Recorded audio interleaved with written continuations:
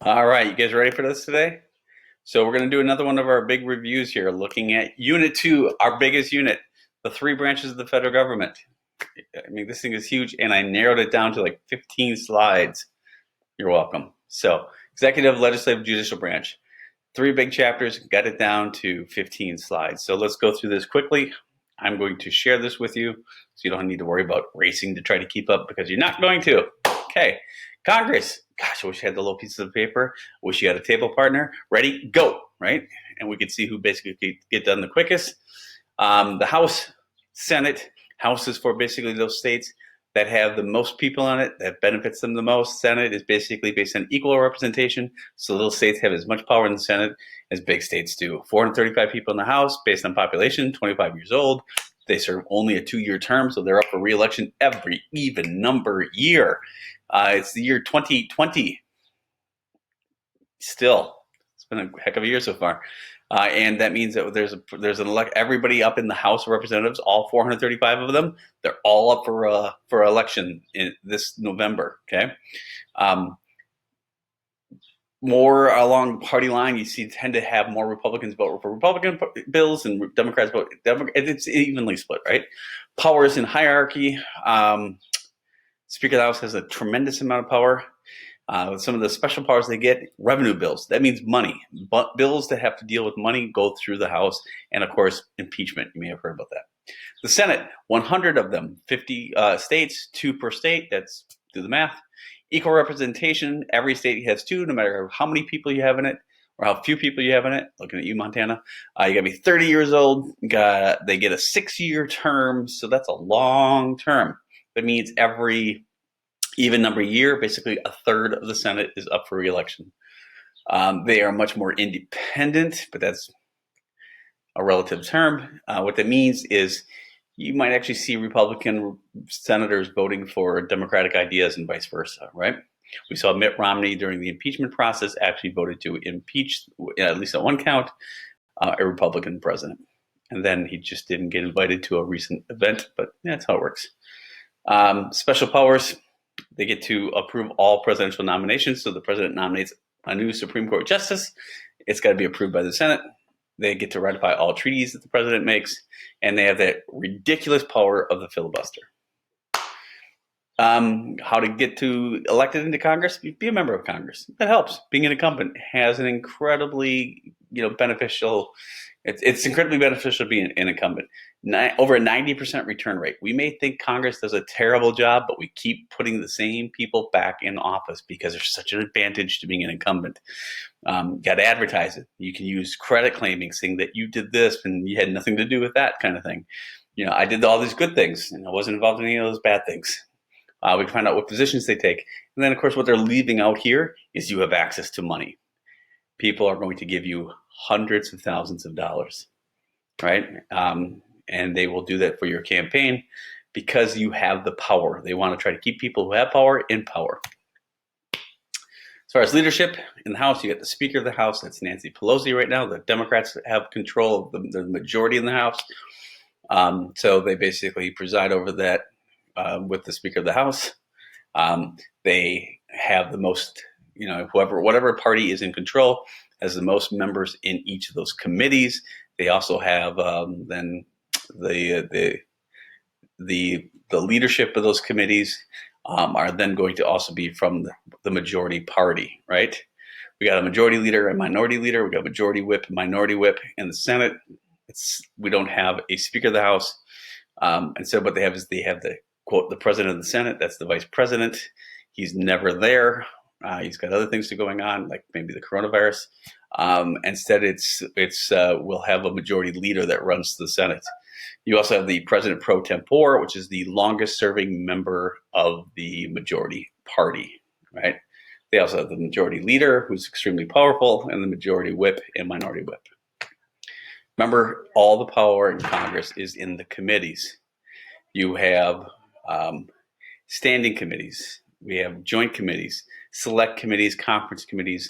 There's some more, but those are the big ones that we're going to talk about. The permanent standing committees, these are the ones where, they have agriculture, they have veterans affairs, They have one on the budget, judiciary, stuff like that. So they look at what's coming down the pike there. Here's a bill that has to do with, remember, our bovine growth hormones, goes to the Agriculture Committee, right? And then that Agriculture Committee is split up into subcommittees, like one on agriculture. One on dairy farming. We have joint committees. That's when you have senators and senators and members of the House working together. You have select committees. That's when they deal with specific issues that don't fit into one of the standing committees. For example, they just created a select committee on the coronavirus. They're temporary. They deal with the issue. When the issue is gone, hopefully, the committee goes away. And then you have conference committees. When the House passes a bill and the Senate passes a very slightly different version of that bill, they basically reach a compromise for that bill. All right. The president and presidential power. These are constitutional powers of the president that are in the Constitution. Unlike what President Trump thinks, the president of the United States does not have absolute power. He cannot do whatever he wants. Article 2 is way smaller than Article 1, which gives us an indication that our founding fathers actually wanted the Congress to be more powerful than the president. But here are the powers that are actually granted in the Constitution, or at least some of them. He has national security power. He is our commander-in-chief. He is the highest ranking individual of the military. He is allowed to make treaties with foreign countries. He is allowed to accept ambassadors from foreign nations, and there's like 195 foreign countries that we recognize. And we also assign ambassadors that represent the United States in those to live in those countries. Legislative power: the president, of course, can sign bills. He can veto bills. He gives the State of the Union every year. He can propose legislation. The president also has administrative powers. He is in charge of the executive branch that basically hires over a million people, and he's basically like the CEO of running the executive branch. We then have also judicial power.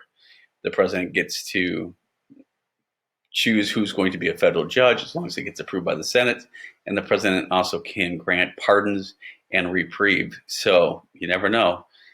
It is within President Trump's ability to pardon Joe Exotic.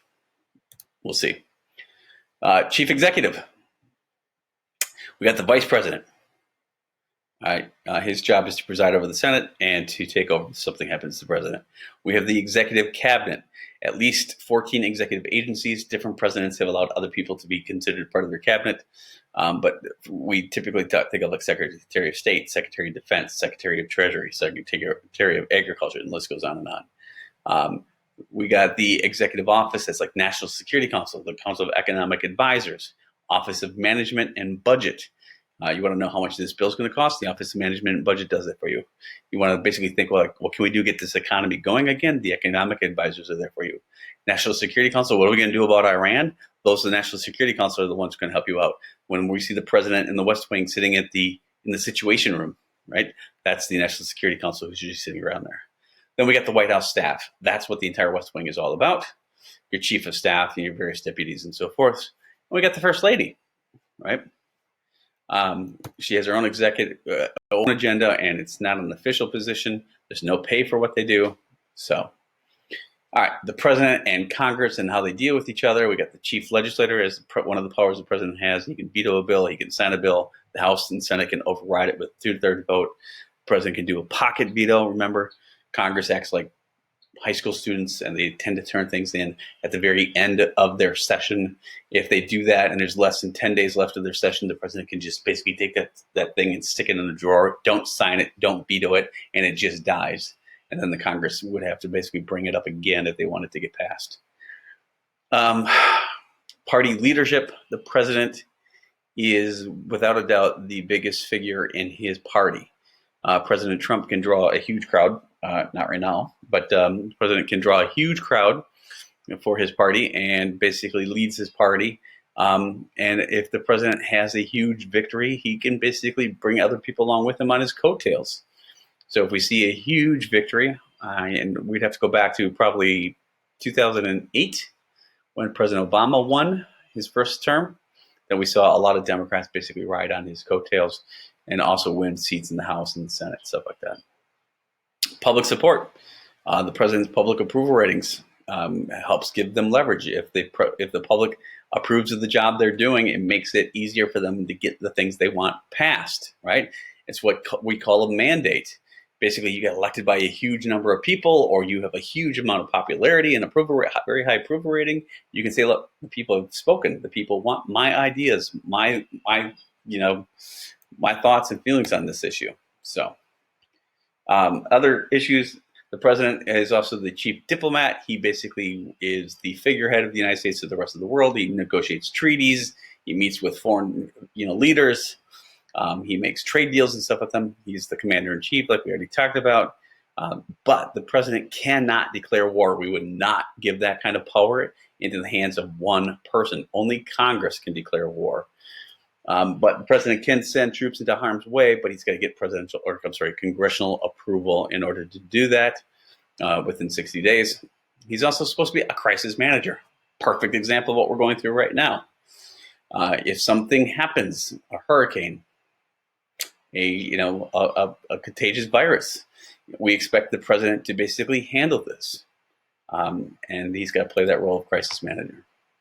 The president can go public and try to get the public support. President Trump likes to use Twitter. He loves to have campaign rallies, right? That's probably one of the hardest things for him right now is he can't go out and have these campaign rallies that he's used to having. He can go to the public. I'm not sure why I got that on the trace. This shouldn't be saying going public. It should say head of state. As head of state, that's those ridiculous ceremonial hood ornament type of things, pardoning a Thanksgiving turkey, right? That kind of stuff. Meeting with the Girl Scout who sells the most cookies. These kind of things that are inconsequential, but kind of fun to do, right? But they don't exactly run the country. Policies support. Presidents frequently attempt to obtain the public support to get their policies across. Go on television, have radio appearances. FDR used his fireside chats. President Trump likes to go on Twitter, right? And he can try to mobilize the public. So he wants public to contact your congressperson, join this protest, that type of thing. All right, the courts, the coolest of the three. We got criminal law and you got civil law, right? If you're in court, it's for one of two things. It's for a criminal law because somebody says you broke the law or somebody broke the law. Civil law is somebody suing somebody else, okay? You got plaintiffs. That's the person who's being charged. The plaintiff is the individual who brings the charge. So the district attorney would be a plaintiff. Your neighbor's dog bit you, so you sue them. You're the plaintiff, and they are the defendant. Remember, you'd be really, really sad if you forget this. Sad. Supreme Appeals District, right? Ooh, I'm going to have to plug in.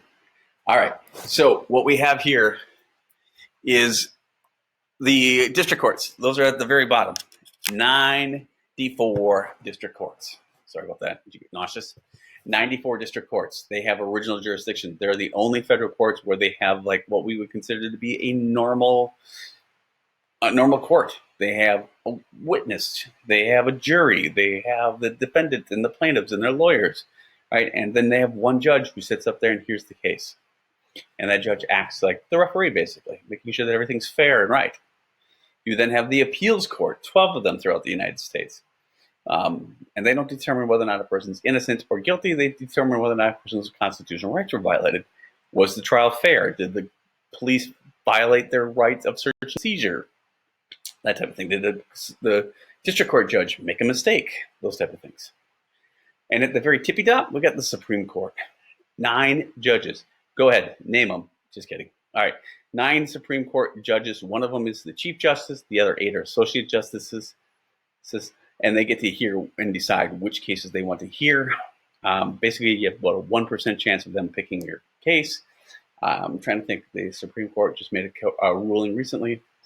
It was in, I can't remember which state, and I think it was also New Orleans.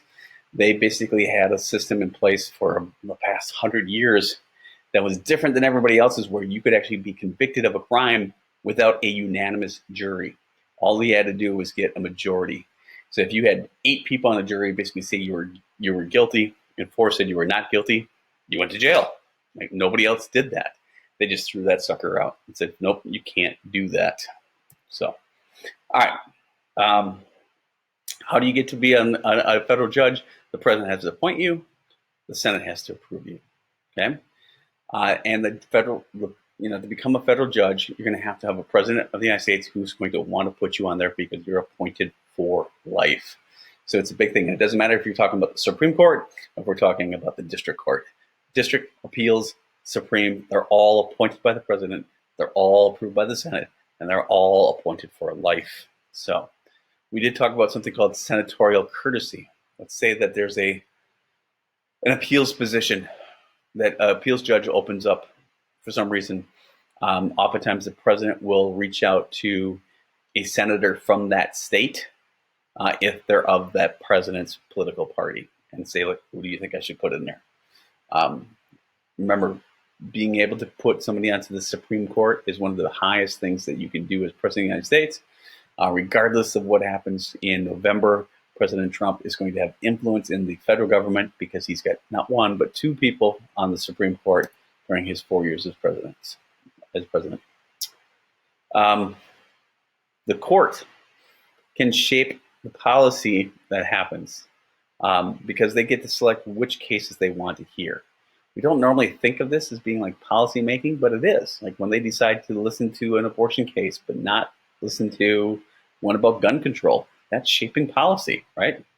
The Supreme Court is not supposed to be partisan, and we tend to want to think that they're not, and we hope they're not. They tend to vote on the Constitution. They tend to vote based on what's called precedent, right?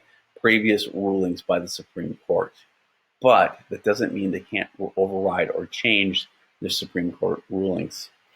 We saw that with things like Brown versus the Board of Education, which overturned the Supreme Court case of Plessy versus Ferguson, which said separate but equal is fine. And then Brown versus the Board of Education said separate but equal is inherently unequal. The thing about the Supreme Court is they're 9 old people. We could take them in a fight, easy. They can't really force us to accept their decisions. They have to rely on the other branches to enforce their decisions.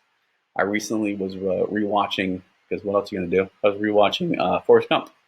And there's a nice scene in there about Forrest Gump. I believe it's in the University of Alabama, where they allowed African-American students into the University of Alabama in the early 60s.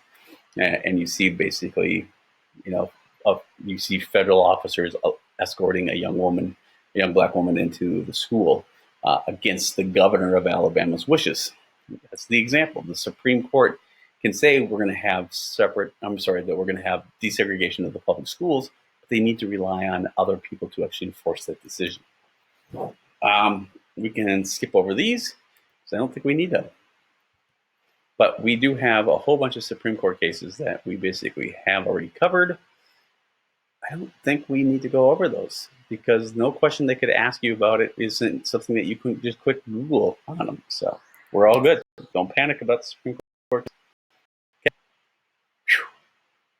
I'm out of breath. All right. I hope you guys are having a good week. We're going to just kind of keep hitting these reviews and stuff like that. I saw what you guys basically wanted me to go over. I kind of wrote them all down. I'm making things up for them and stuff like that so that we can review. You got to help yourself out a little bit too. Get yourself organized. You got to start thinking ahead. Like, what am I going to do for exam day? Like, what am I going to have laying out? What am I going to have available so that I can quick grab it and use it in a short time? And in order to write these FRQs, you can't be spending it rereading one of your foundational documents because you don't know what it's about. You know what I mean? So, all right. That's it.